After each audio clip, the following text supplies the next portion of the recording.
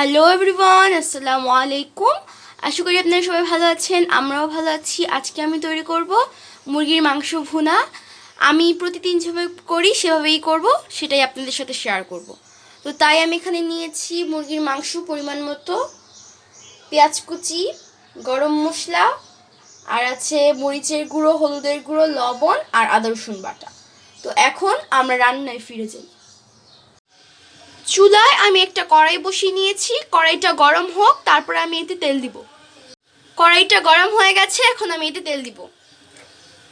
আজকে আমার helping hand হিসেবে রয়েছে আমার আরেকটা বোন, তো সে তেল দিচ্ছে, আমি ভিডিও করছি।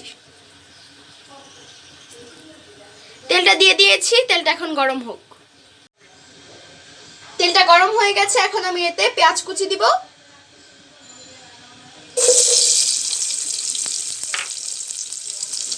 একটু নাড়া দিব।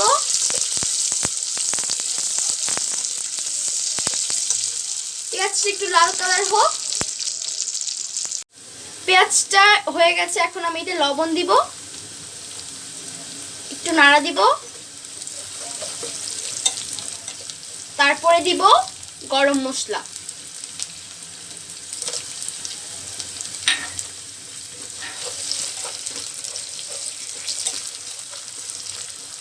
আর একটু হোক পেঁয়াজটা।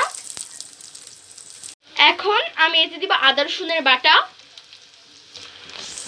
এখন একটু নেড়ে দিব।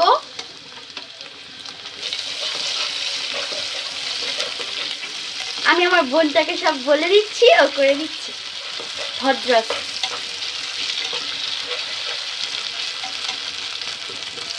আর একটু হোক, তারপরে এতে মশলা দিব। এখন আমি এতে দিব হলুদের গুঁড়া আর মরিচের গুঁড়া। একটু নেড়ে নিব।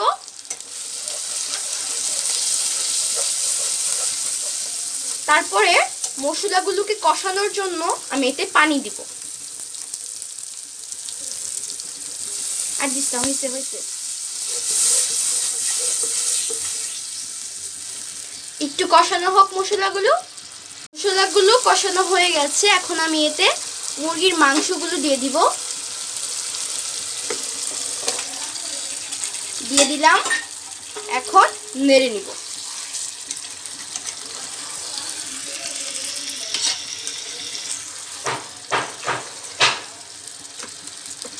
এখন মাংসগুলো হালকা একটু কষানো হোক, তারপরে আমি পানি দিব। মাংস থেকে অলরেডি পানি উঠেছে, আমি আর এক্সট্রা কোনো পানি দেইনি, একটু পরে দিব। আর একটু হোক। এখন আমি মাংসটার মধ্যে পানি দিব পরিমাণ মতো।